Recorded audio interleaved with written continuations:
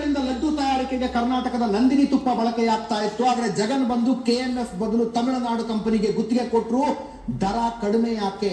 ಅದರ ಗುಣಮಟ್ಟ ಕಡಿಮೆ ಇದೆ ಅಂತ KMF ಅಧ್ಯಕ್ಷರು ಹೇಳಿದ್ರು. KMF ಹೇಳ್ತು ಕಡಿಮೆ ರೇಟಿಗೆ ಅಂತ ಹೋಗಬೇಡಿ, ಅದು ಪ್ಯೂರ್ ತುಪ್ಪ ಅಲ್ಲ ಅಂತ KMF ಹೇಳ್ತು.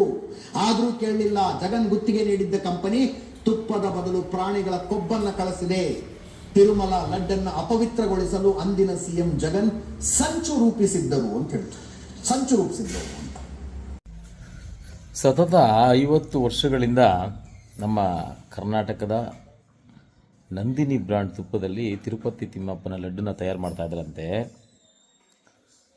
4 ವರ್ಷದ ಹಿಂದೆ ಯಾಕಪ್ಪ ಅದು ರೇಟ್ ಜಾಸ್ತಿ, ಯಾಕೆ ಬೇಕು, ಕಡಿಮೆ ರೇಟ್ ಕೊಡುವಂಥ ಕಂಪ್ನಿ ಕೊಡೋಣ ಅಂತ ಹೇಳ್ಬಿಟ್ಟು ಯಾವುದೋ ತಮಿಳುನಾಡಿನ ತುಕಾಲಿ ಕಂಪ್ನಿಗೆ ಆರ್ಡ್ರ್ ಕೊಟ್ಟವ್ರೆ.